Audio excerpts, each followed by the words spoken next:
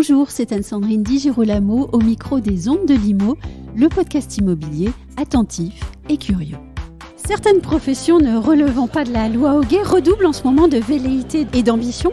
Notaire sur le marché de la transaction, commissaire de justice sur le marché de la gestion de biens par exemple. Que penser de ces velléités et surtout comment les agents immobiliers peuvent-ils réagir et réitérer la preuve de leur valeur ajoutée? C'est tout de suite avec Charles Marinakis, président de Century 21. Charles Marinakis, bonjour. Bonjour Anne-Sandrine. Que pensez-vous du positionnement de plus en plus pressant de certaines professions ne relevant pas de la loi Hoguet sur les métiers historiques des agents immobiliers? Alors ici, je pense en particulier aux velléités redoublées du moment des commissaires de justice sur le métier de la gestion de biens. Il y a un proverbe qui dit que quand il n'y a pas d'avoine dans l'écurie, les chevaux ruent. Donc ça revient à ça, voilà. Et comme il n'y a pas assez d'avoine dans leur écurie, les chevaux ruent. Historiquement, si vous voulez, quand les gens n'arrivent pas à s'autosuffire professionnellement dans leur marché d'origine, oui, qui est leur spécialité, ils ont tendance à essayer d'en sortir et aller chercher du chiffre d'affaires dans la prairie du voisin. Mm-hmm. Sur le principe, vous savez, je leur dis welcome. De toute façon, tout le monde est le bienvenu dans ce métier.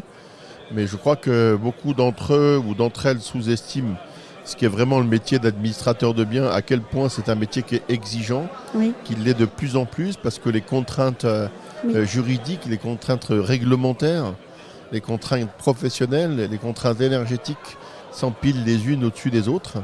Et c'est un vrai métier à part entière. Donc s'ils sont capables d'avoir des équipes qui ne font que ça et pas seulement d'être auxiliaires de justice, pourquoi pas, ils sont les bienvenus. Vous savez, la concurrence, ça nous a jamais fait peur. Il y a 8 millions de logements à administrer en France. Le plus puissant d'entre nous doit en gérer 10%. Oui. Il y a de la place pour tout le monde. Mais bon courage quand même, hein, bon courage. Mais ces concurrences, et notamment celles des commissaires de justice, pointent leur nez quand même à un moment où les agents immobiliers sont en quelque sorte fragilisés sur un marché en évolution.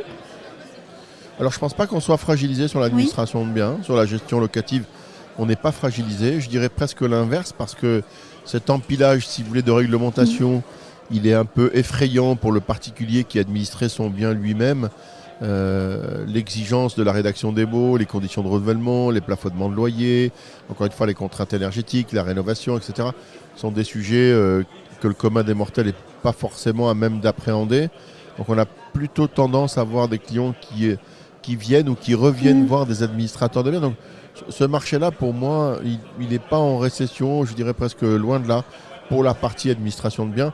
Évidemment, il n'en est pas de même pour la transaction. Mais... Oui, je parlais des agences immobilières, en fait. En général, qu'elles pratiquent les deux. Oui, mais vous savez, écoutez, on n'est peut-être pas plus intelligent que les autres, mais on n'est pas plus bête que les autres. Et si demain, qui d'un notaire ou qui d'un huissier de justice débarque sur le marché de la transaction et fait 3 fois mieux qu'un agent immobilier qui est implanté là depuis 20 ans, ce serait un peu vexatoire. Ça veut dire qu'on ne fait pas bien notre métier depuis la nuit des temps. Et moi, j'y crois pas. Les solutions miracles ou magiques, il n'y en a pas. Vous savez, les difficultés auxquelles nous sommes confrontés, qu'est-ce qui ferait qu'un notaire ou qu'un auxiliaire de justice n'y soit pas confronté ? La seule différence, c'est que nous avons le background et l'expérience et que lui, il ne l'a pas. Mais est-ce que donner à une profession, donc notaire, commissaire de justice, qui jouit déjà d'un monopole pour exercer son métier d'origine, le droit d'aller empiéter sur d'autres métiers, est-ce que c'est installer une distorsion de concurrence un peu inique quand même ? Ça l'est, mais je crois que c'est la politique du gouvernement aujourd'hui qui consiste à exploser certaines branches, et notamment en considérant que d'ouvrir les marchés à l'extrême dans une concurrence, fût-elle inefficace, ça sert le consommateur. Et si ça sert le consommateur, ça sert la déflation. C'est un peu une espèce de logique. Pour l'instant, elle n'a pas fait la preuve de son efficacité, on va dire ça comme ça, quels que soient les secteurs d'activité ou les segments de marché. Moi, je pense que ça va générer une espèce de cacophonie. D'ailleurs, vous savez, on le voit bien dans les services de livraison, les Uber Eats, les Deliveroo, etc. Déjà, il y en a 50% qui ont déposé le bilan et qui ont disparu parce que c'est l'anarchie d'une concurrence avec des marchés qui, de toute façon, ne sont pas capables de digérer autant d'opérateurs. Mais justement, la cacophonie, c'est pas très bon, ça, pour le grand public, de laisser ainsi brouiller l'image de ceux qui pratiquent de façon historique les métiers de la transaction, de l'administration de biens. Ouais, moi je crois que ça va être une nouvelle opportunité exceptionnelle pour les vrais agents immobiliers de faire la différence et d'appuyer, si vous voulez, sur leur savoir-faire, leur technicité, leur préoccupation du service client. Faire la preuve de leur plus-value. Leur plus-value, leur connaissance du marché, leur capacité à évaluer une valeur locative pour les administrateurs de biens, un prix de cession, une estimation pour les ventes. Donc non, je crois qu'il faut accepter cette concurrence-là. Au fond de moi, je pense qu'elle sert personne, je vous le dis, mais puisqu'elle elle doit exister, autant lui trouver un effet bénéfique. Et moi, je crois que l'effet bénéfique qu'on en tirera, c'est que les consommateurs, parce que finalement, le plus important, c'est la vie du client in fine. Je crois que le client saura faire la différence. Et ça, finalement, ce sera, là, en revanche, je suis sûr de moi, ce sera très souvent à notre profit quand même. Une dernière question. Vous êtes le président de Century 21, donc vous avez une vision très haute de la question. Dans la rue, mon agence immobilière et ce commissaire de justice qui commence à aller empiéter sur mon travail et sur mon marché, comment est-ce que je réagis ? En continuant à faire mon métier tout à fait normalement. Vous savez, moi je suis agent immobilier depuis un peu plus de 30 ans.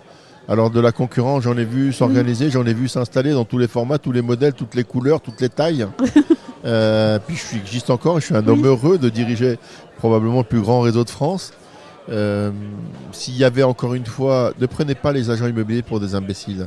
S'il y avait une façon exceptionnelle ou une magie ou une potion magique qui fasse qu'on puisse exercer ce métier différemment ou 100 fois mieux que nous, il y a belle lurette qu'on l'aurait trouvé.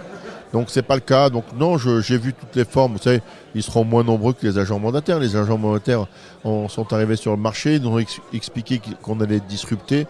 La réalité, c'est que les agents immobiliers font encore 75% du marché des transactions intermédiaires. Donc, non, ça, c'est de la gesticulation qui m'a jamais fait peur. Merci beaucoup, Charles Marinakis. Merci, Anne-Sandrine.